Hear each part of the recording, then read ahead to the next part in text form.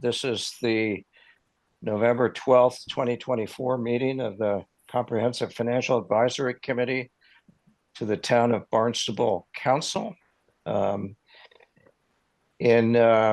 accordance with Massachusetts General Law, Chapter 30A, Section 20, is anyone taping this meeting? And if so, would you make yourself known?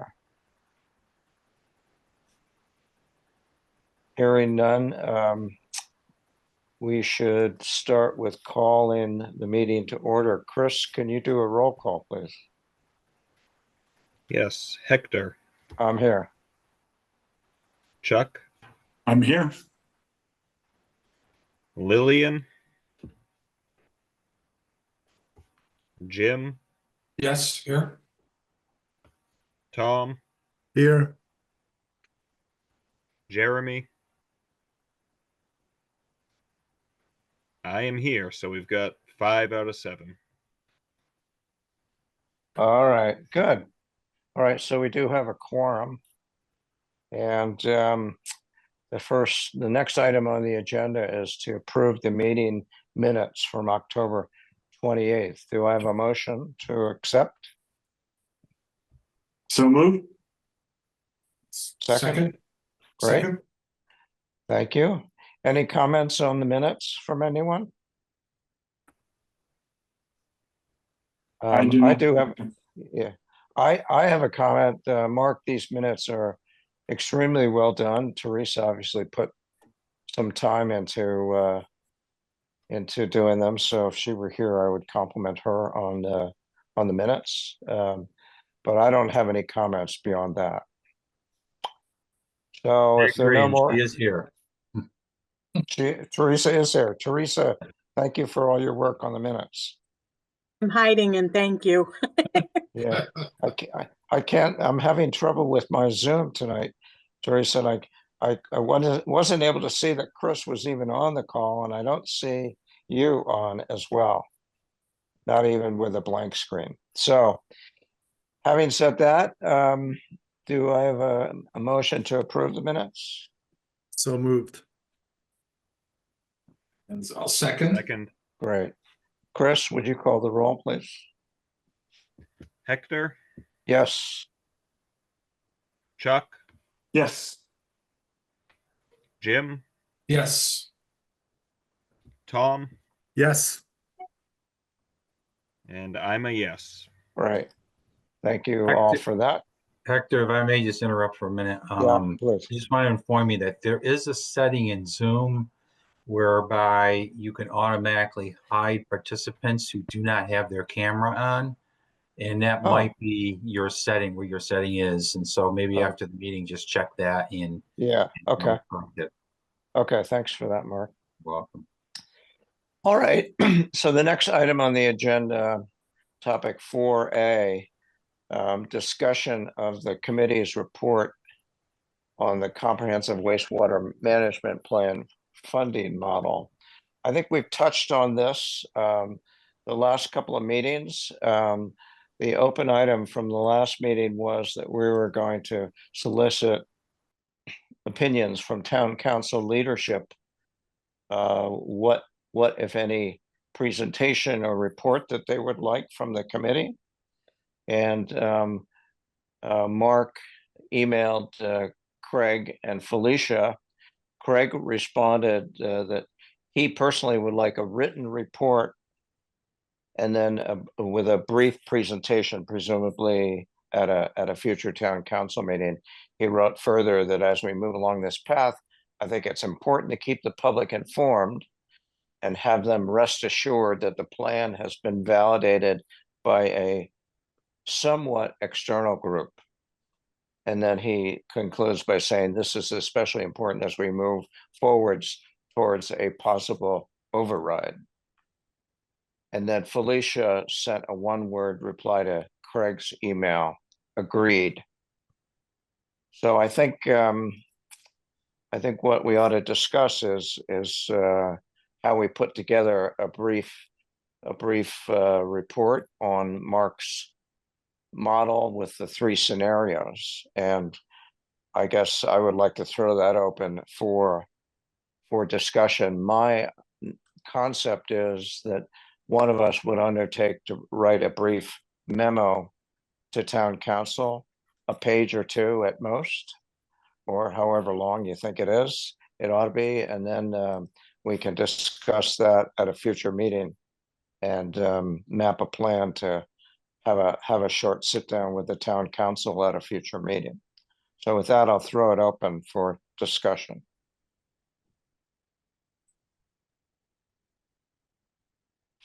What are you looking for? A volunteer? Well, I think, yeah, I think a volunteer to write up a brief summary of the committee's views would be helpful. And you know, we have a couple of meetings worth of minutes that capture the discussion. So I guess I would be looking for, first of all, opinions on how to get this memo written, and then secondly, for a volunteer.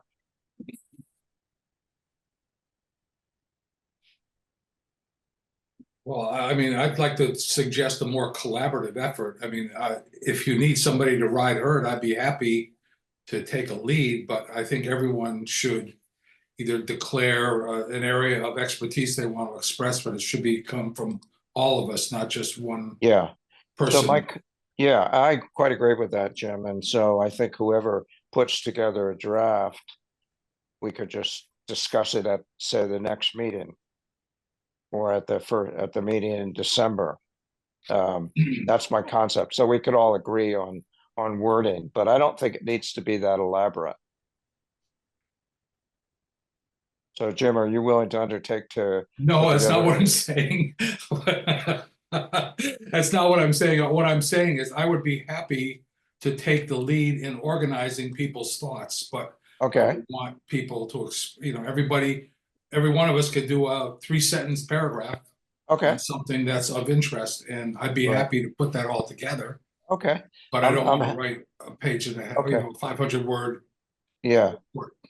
okay. I Mark, guess I'm not understanding, Jim. So each of us puts together 3 sentences and then you, Well, I don't have the I don't feel I have the expertise to write a comprehensive reply, a page and a half reply. I just thought that every one of us had good thoughts on Mark's formulas, etc. If you wanted to just write up something, whatever interests you, we could put that together, more like a collate it together. right. That's what I'm saying. So I'm trying to say. Unless you think it's easier than that, and somebody just wants to. I think it would be better, to be frank, if someone simply wrote up a page and a half. Okay.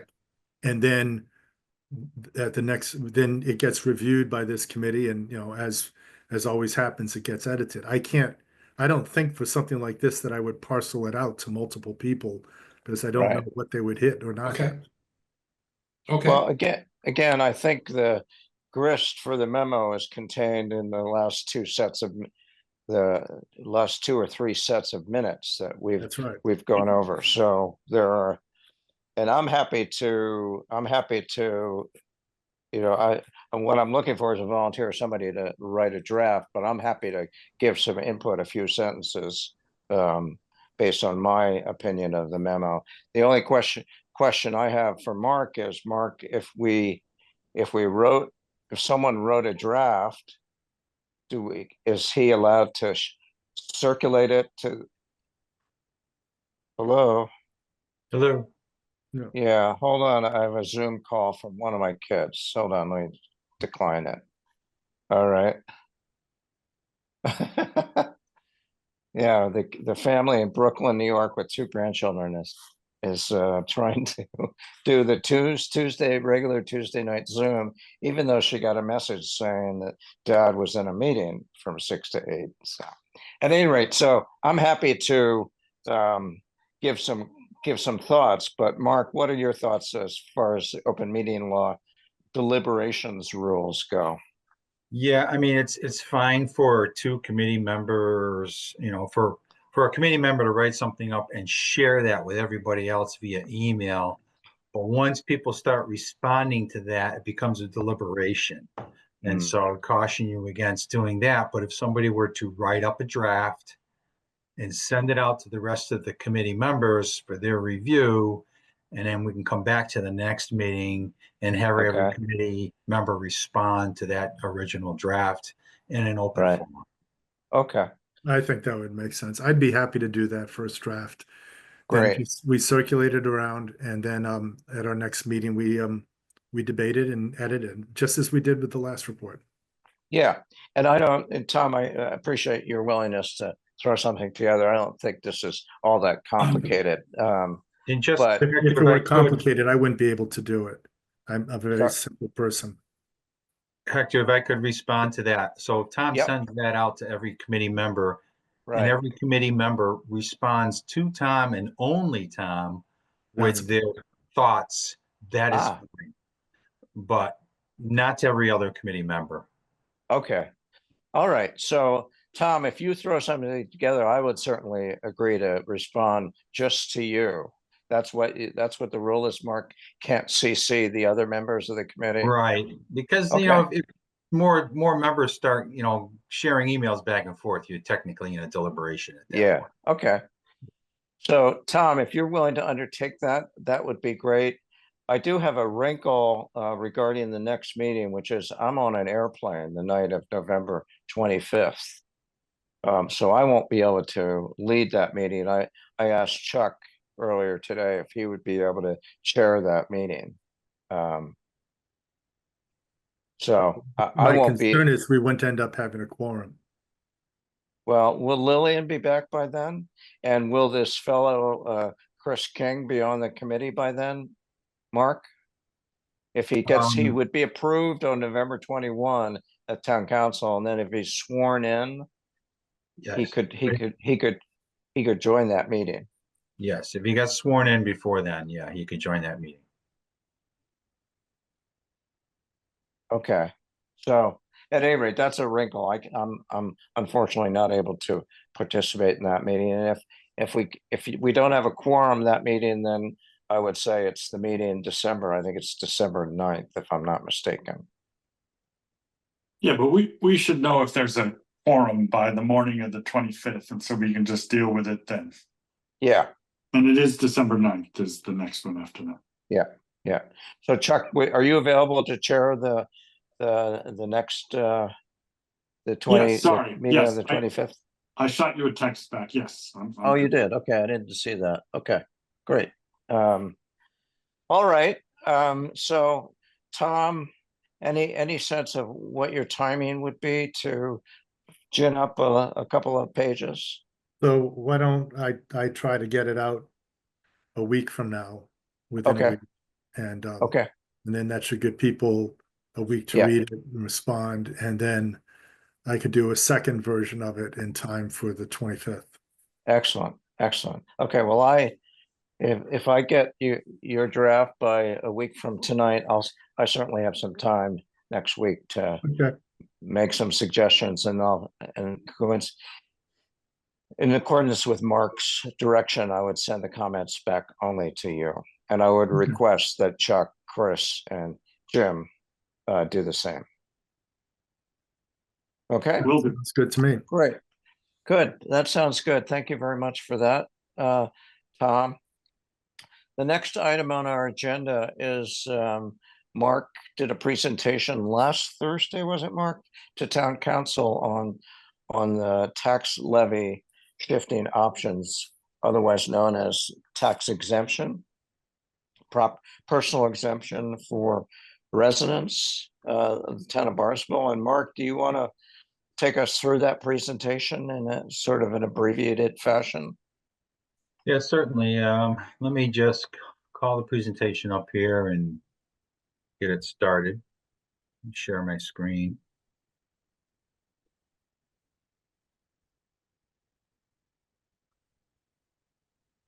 Okay, is everybody seeing this? Yep. I see it now. Yep. Okay. Yes.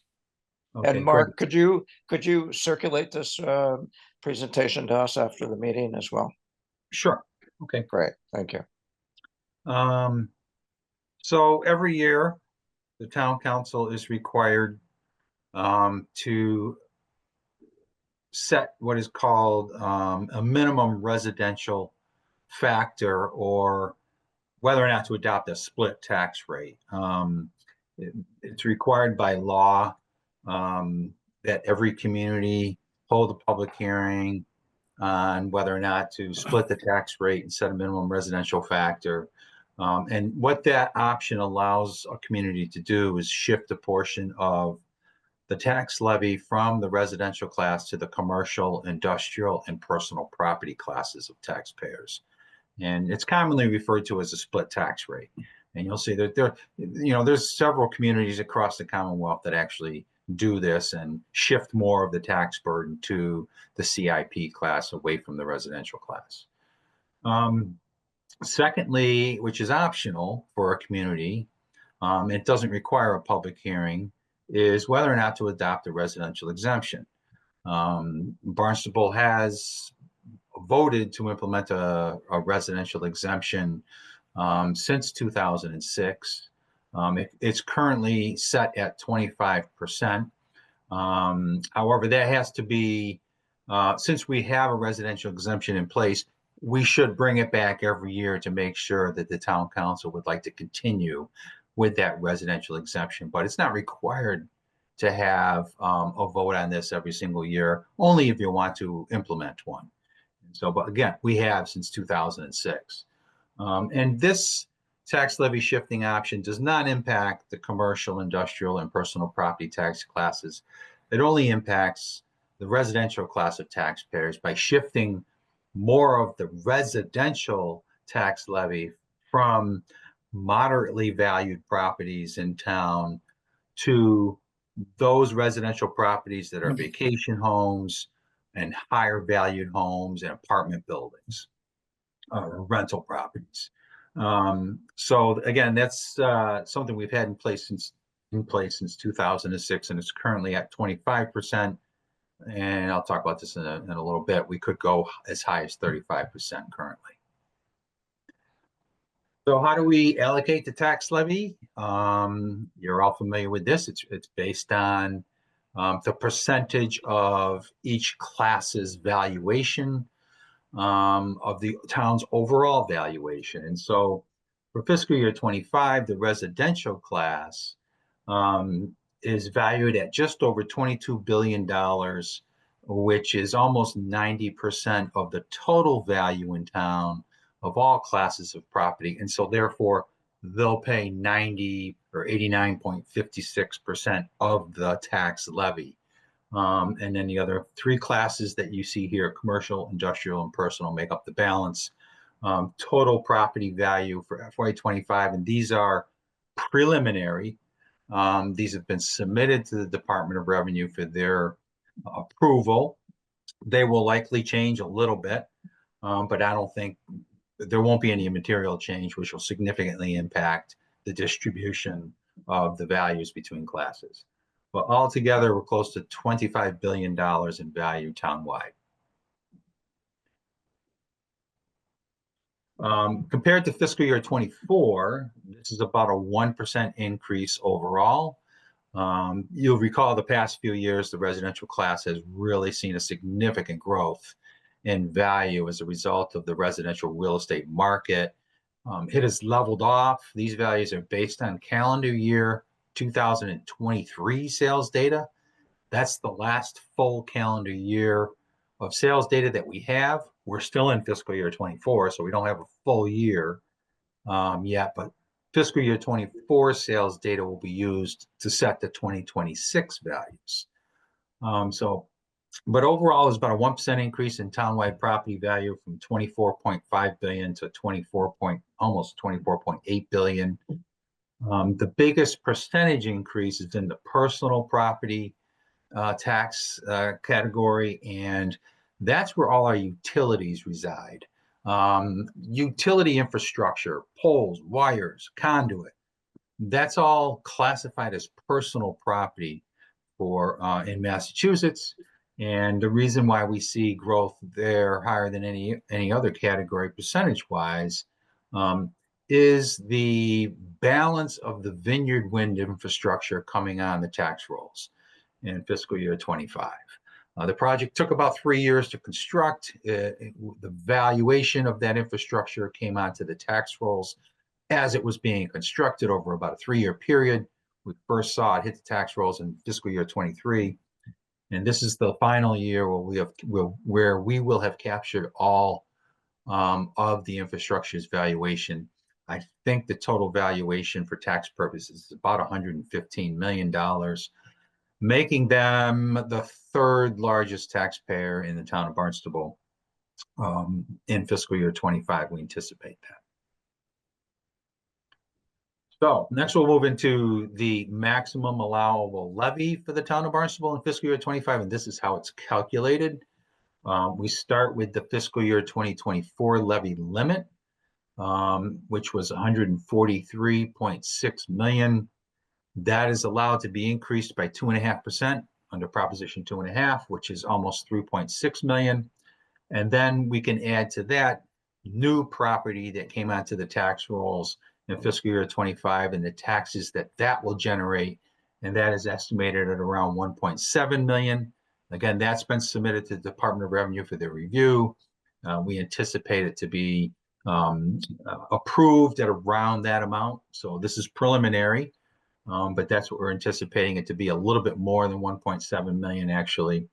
And that will give us a fiscal year 2025 levy limit of 148.9 million. And then to that, we are allowed to increase any debt exclusions or other special assessments that the voters in town have approved that are exempt from Proposition 2.5. And we have two of those. One is our share of the debt exclusion for the construction of the new high school out in Harwich. And our share of that for fiscal year 25 is 1,567,000. And then our share of the Cape Cod Commission's assessment, which is expected to be $692,673 for fiscal year 25. So when you add all that up to the levy limit, our maximum allowable levy right now is estimated to be around $151,154,000. So how do we get to the tax rate? We take that tax levy, divide it by the total assessed value of almost 25 billion. And then we take that result and multiply it by a factor of 1,000. And that gives us a tax rate before any tax levy shifting options of $6.10 for fiscal year 25. Now that may change by a penny or two, one way or the other, depending upon new growth that gets certified and property values that they certify. But it won't change significantly. So then the levy, that $151 million levy, gets distributed by those percentage values of the town's overall levy for each class. And so the residential class, making up 89.56% of the total valuation in town, will pay that percentage of the 151 million, or $135,379,000 of that tax levy. And you can see the other three categories here, but the residential class will pay close to 90% of the tax levy. So option one, splitting the tax rate. Again, this allows a community to adopt a split tax rate whereby the commercial, industrial, and personal property tax rate could be as much as 1.5% greater than the residential levy.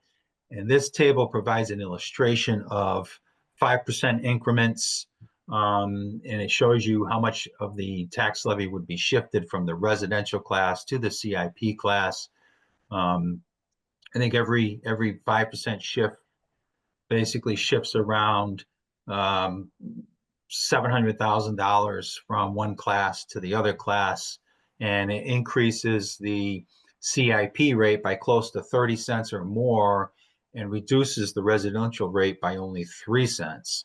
And that's because the residential class makes up 90% of the tax base, and the CIP class makes up only 10%. So this is a significant increase in the tax rate for the CIP class, and not a very moderate decrease to the residential class.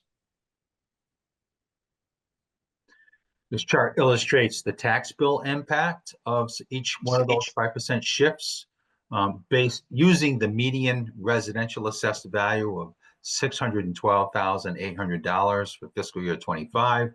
So a commercial property, for example, at that value versus a residential property at that value. And you can see that when you get out to a tax rate that's 1.5 greater for the CIP class than it is for the residential class, there's only about a $200 savings for the residential property owner versus almost a $2,000 increase for a CIP owner.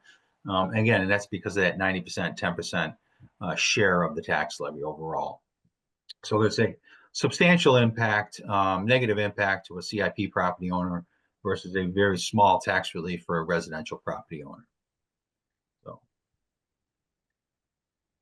here's an example of what or actually this is a 10-year history of the tax levy by class from fiscal year 16 to FY 25. You can see the total levy has gone up from 110 million to 151 million, or 36.73%.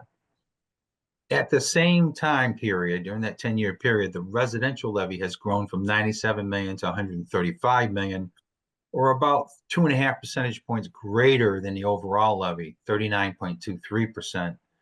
And the CIP levy has grown only 18.5% from 13.3 million to 15.7 million. And that's because most of the growth, or the percentage growth in the residential class has exceeded the percentage growth in the CIP class during this 10-year period by 1.6%.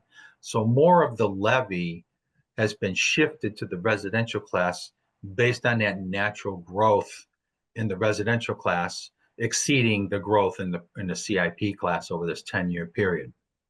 So for example, what a community could do if it was their tax policy, and let's say that they wanted to, and this isn't a recommendation, this is just an example, if they wanted to equalize the growth in the tax levy over, say, a 10-year period like this, so that both the CIP levy and the residential levy increased at the same percentage rate as the overall levy, or 36.73%, we would have to shift about $2,427,000 from the residential levy to the CIP levy, which would result in a shift of 1.155% to the CIP levy.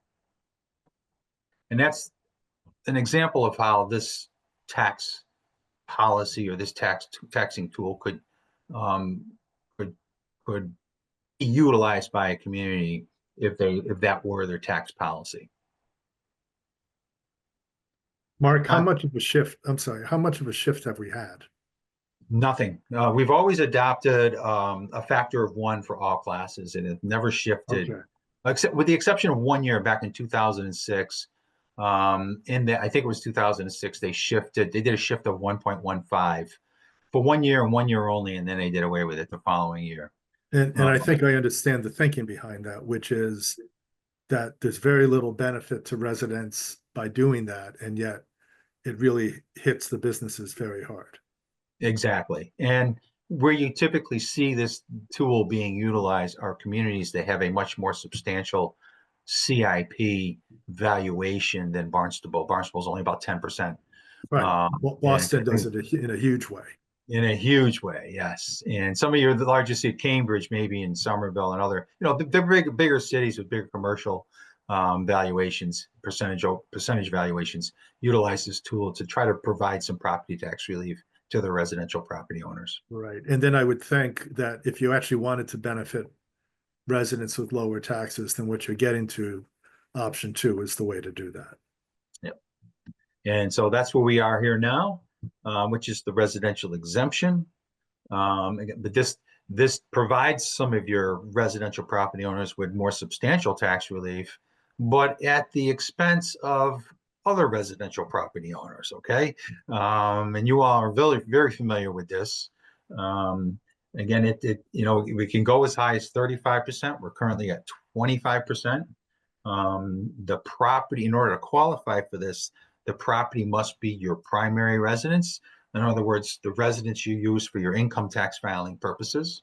And you have, in order to qualify for fiscal year 25, you have to own that property by January 1, 2024. And you can only get it on one property. You can't get it on two properties. So if you own one property in Barnstable, and you sold that and bought another property in Barnstable, you're only going to get it on one property in the calendar or in the fiscal year. This option again shifts taxes only within the residential class.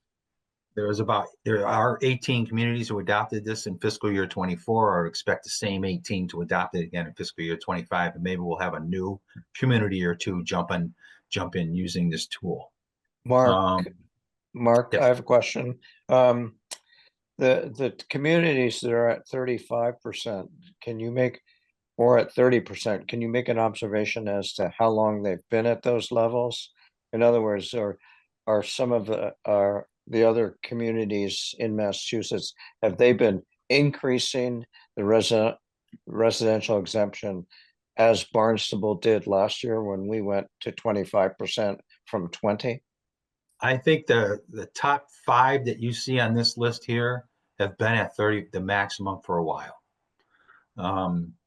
Truro, I'm not sure when Truro initially adopted it, but I don't think they went to 35 initially, but it may have been over a 2-year period or a 3-year period they maxed out. These others, I don't know. Each one of these communities, I don't know the history behind each one of these communities, but I've been doing this presentation for a number of years, and I can recall, I think at least the top 4, if not the top 5, they've all been at the max 35% for a number of years.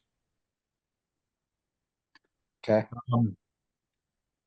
And what this option does is it reduces the taxable assessed value for each qualifying property, and I'll walk through an exercise that shows you how that's done.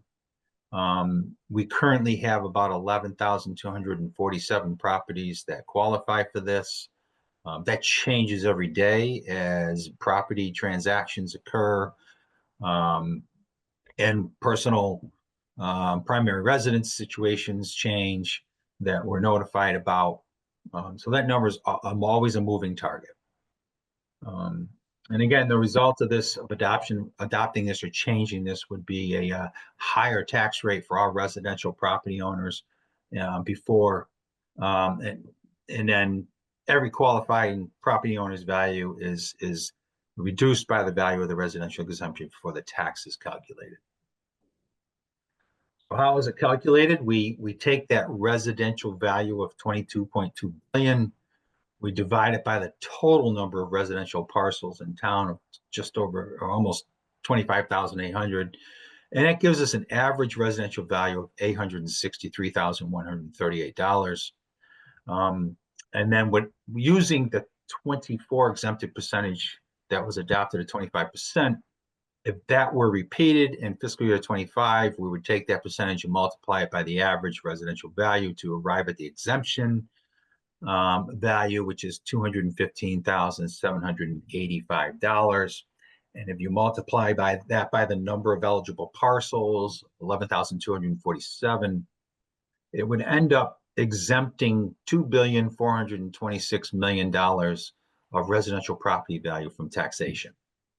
However, we're still going to collect the same amount of property taxes from the residential class, but we're going to exempt $2.4 billion of that from taxation. So what happens? Well, the tax rate goes up, and this shows you how. So you reduce that residential value by the value that is exempted, and we get a net taxable value of 19.76 billion. Again, residential levy still collecting $379,000 from it, and you end up with a residential tax rate that's now $6.85 instead of $6.10. Right. So the impact of that is that non-residents end up paying more in the way of tax than they would have otherwise. Yes, and residents pay pay less tax. Yeah. Yeah, But it's also quite clearly, since it's the first dollar, right? It's so in more expensive properties still end up paying slightly more than they would have otherwise sometimes. Exactly. And this chart illustrates how that works. And so selecting some valuations that range from 400,000 to 2.85 million in this charts, for example, the blue bar represents what the tax bill would be for each one of these property values if no exemption existed. The orange bar represents a 25% residential exemption. And you can see the difference between the blue bar and the orange bar is greater the lower value of the property. As that property value grows, you start receiving a less and less benefit from the residential exemption until it is equalized at a valuation of $1,972,770. At that point, a property owner with a assessed valuation of $1,972,000 is going to pay the same amount of tax with no exemption in place and a 25% exemption in place.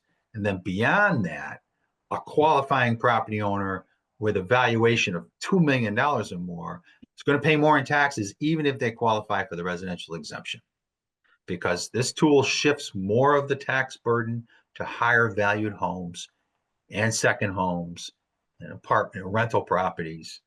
And that's illustrated by the gray bar. The gray bar represents non-qualifying properties at each one of these levels of valuation.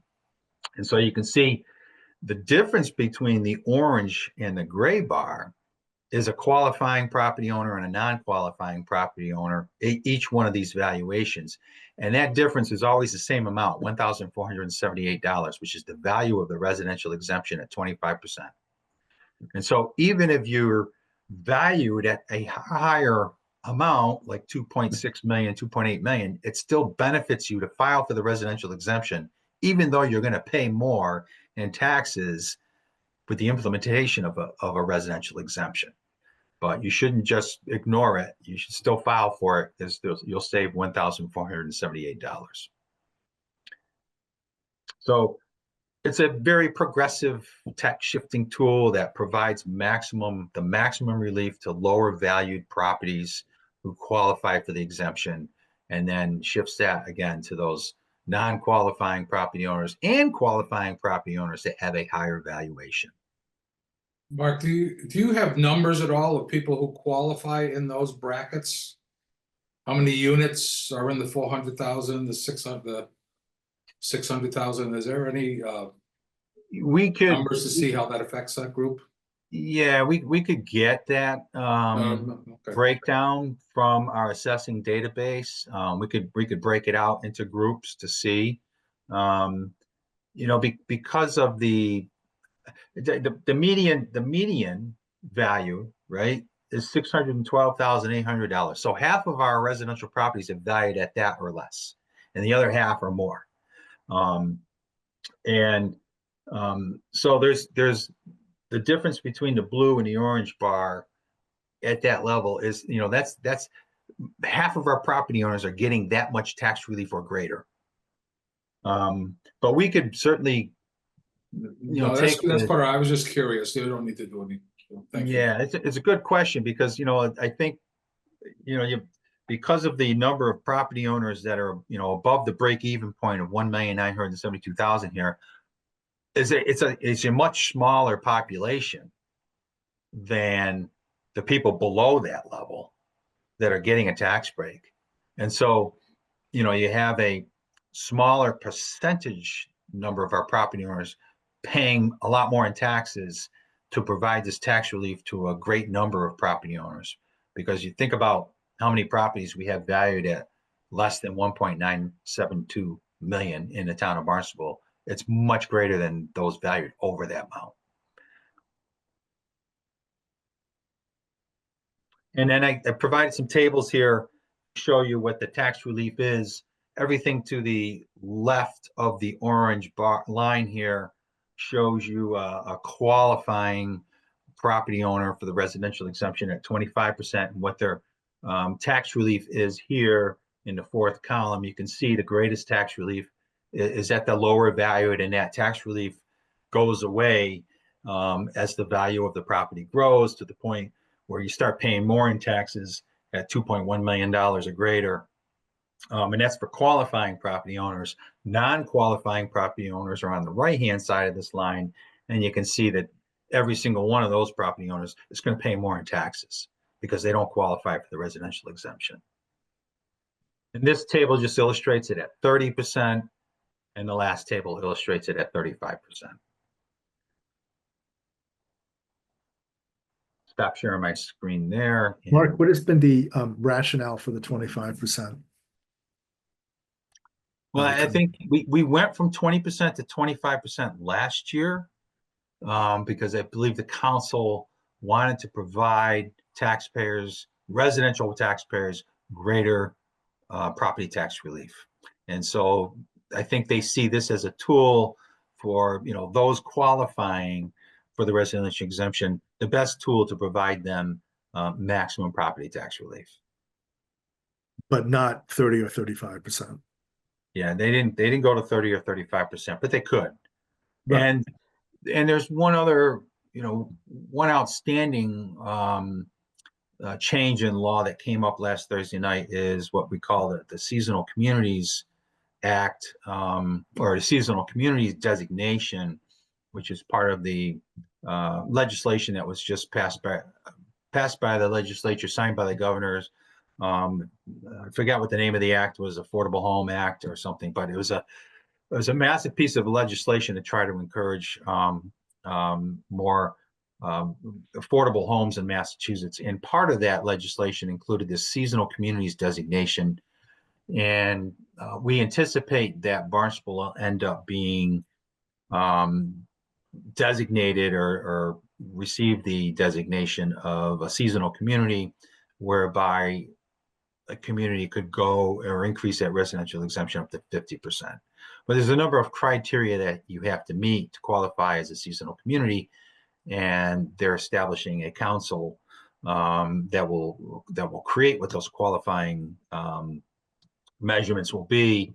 And then I would anticipate by the end of this fiscal year, we will know exactly who is considered a seasonal community. I think all of Nantucket and Martha's Vineyard has already received the designation automatically under the legislation, but the 15 Cape towns did not, but I anticipate that many of them, if not all, will end up receiving that designation as well.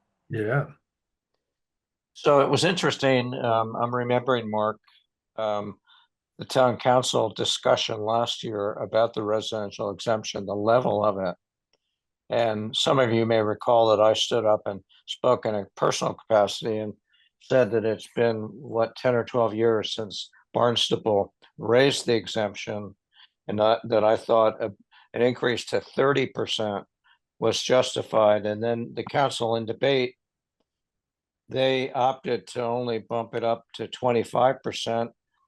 And in Craig Tamish's words, he wanted to have a tool in his pocket to give an additional break to residential owners if the town passes a debt exclusion measure for either the schools or for CWMP. So I'm interested, Mark, in your reaction, in your thoughts on that, because subsequent to that, of course, you know, we reran the model. There were some new revenues that came in, and it lowered the need for CWMP debt exclusion, at least in the current fiscal year. So I'm wondering, Mark, if Craig Tamish's rationale for not going to 30%, in your opinion, if that still is as valid as it was last year. Well, certainly our capital program is made up not just of the CWMP, but also now hundreds of millions of dollars in school infrastructure needs. And certainly, if we want to become more aggressive in addressing our capital program, at some point, a debt exclusion will likely be needed to effectively address all of our capital needs, including the CWMP and everything else. And this tool will allow the town council to provide some property tax relief if and when a debt exclusion request gets put out on a ballot, you could marry the two proposals together so that you could offset a debt exclusion, approved debt exclusion override with an increase in the residential exemption to Right. provide many homeowners in town effectively no increase on their tax bill as a result of that debt exclusion by combining those two things together. Right, right.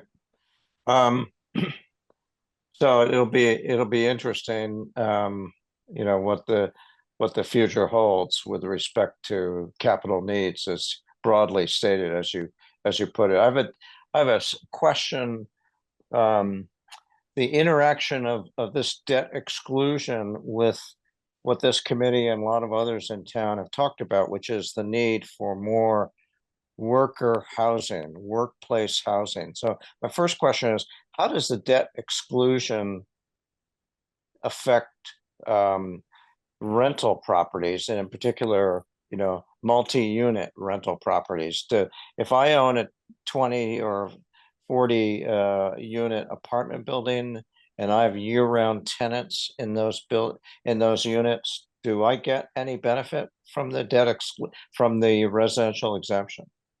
No, not necessarily, because rental properties like apartment complexes pay taxes at that higher tax rate. Instead of $6.10, Right, it would be $6.85, and the owner of that apartment complex pays the tax bill, not the right, individual tenants. right.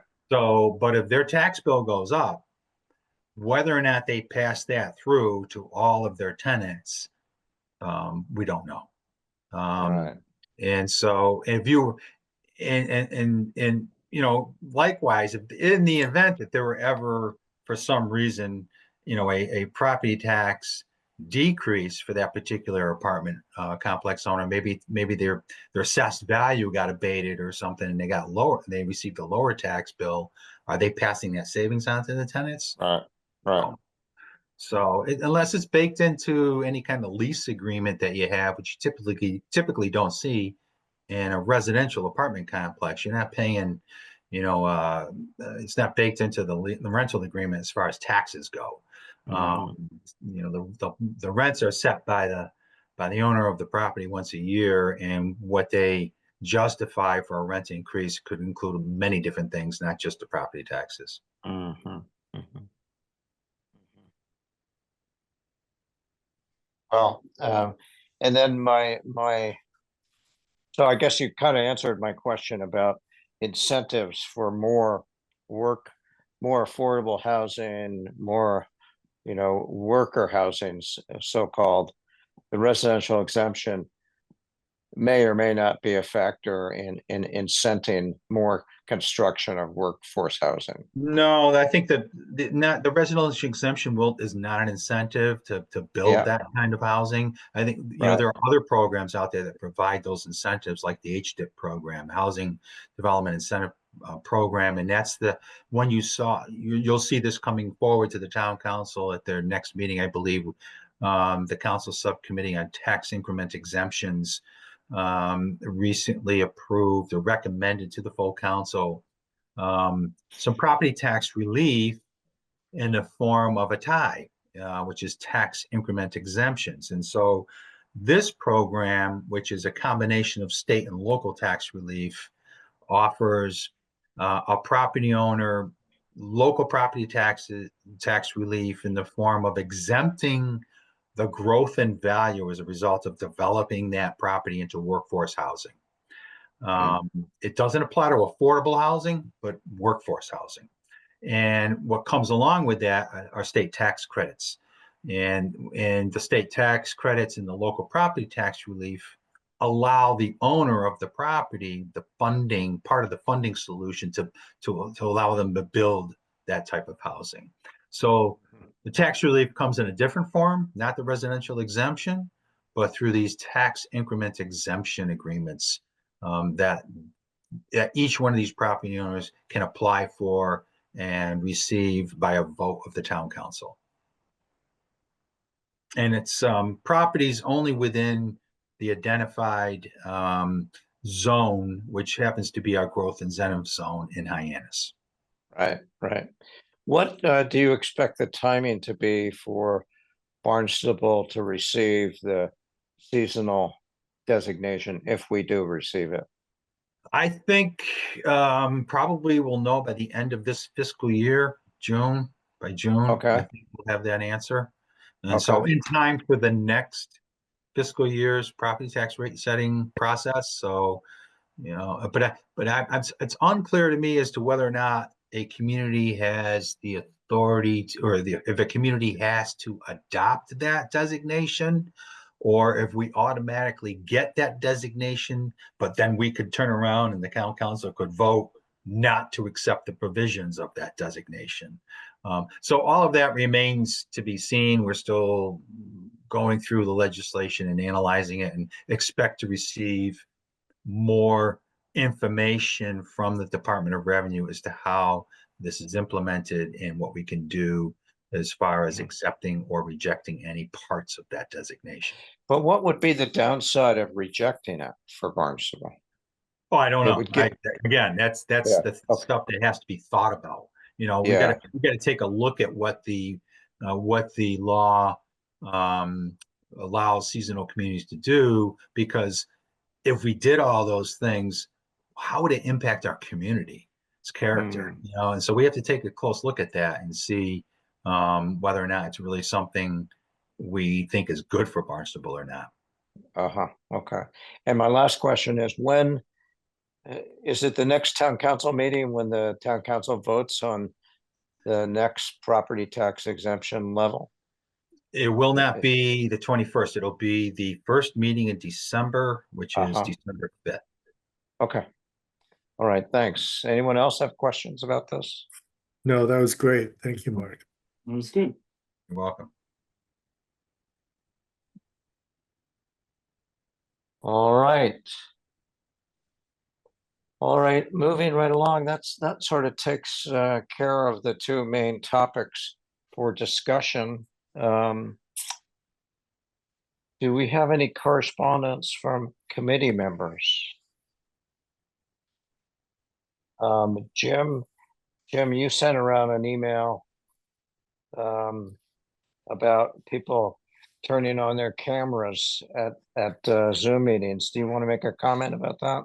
No, I know it just struck me as I was responding to your email about communications and getting more visibility that we all had our Right. cameras off. And I get everybody has a reason, but I just Yeah. wanted to bring that to our attention, that I think it's important for the Right. community to see us engaged.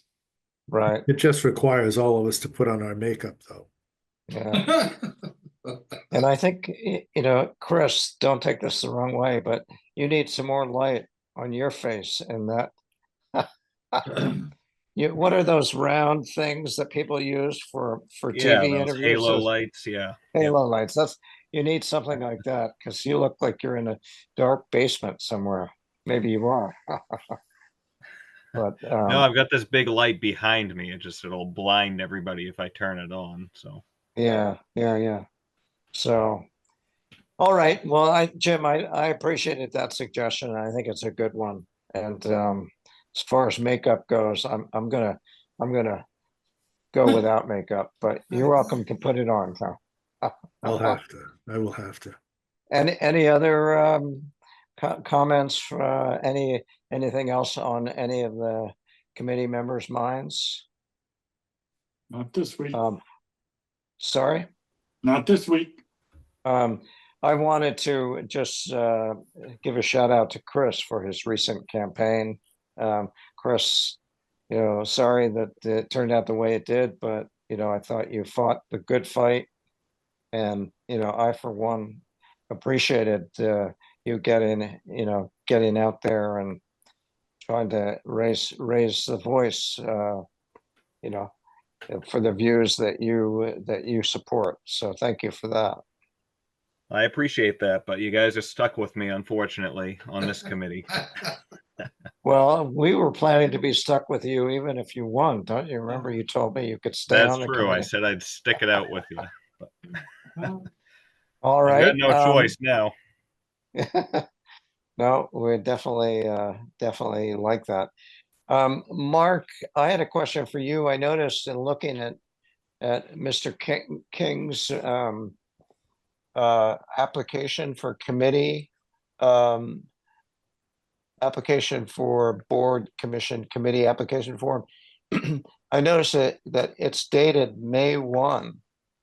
And I'm just wondering why it took 5 or 6 months for him to finally be put forward for CFAC. Do you have any idea why that took so long? I don't, Hector. All I can think of is that, there's a lot of vacancies out there, and the appointments committee is, Yeah. meeting when they can and reviewing a lot of applications. And, Mhm. it probably takes some time to go through everything because there are so many vacancies. Yeah, yeah. Well, again, I would ask each of us to, in his travels, if you know of anybody who could really add to this committee. We do have, I guess, 2 vacancies, if not 3 now. So please keep your eyes and ears open. But I look forward to Chris King joining the committee. Mark, any communications from staff? No, I think that you already mentioned, I was going to mention Mr. King's appointment, and but we've covered that. I do believe Lillian, it will be back by the next meeting. I thought she had mentioned the second meeting in November, if not the first meeting in December, so she'll be back soon. Yeah, I thought she had said that after the election she would be back, so I expected her tonight. Mhm. All right, and I don't have any matters that not reasonably anticipated by the chair. So if nothing else, I'll accept a motion to adjourn. So moved. Seconded. Great. Thank you very much. Chris, would you please call the roll from your basement hideaway? Hector, Yes. Chuck, Yes. Jim, Yes. Tom, Yes. and I'm a yes. That's everybody.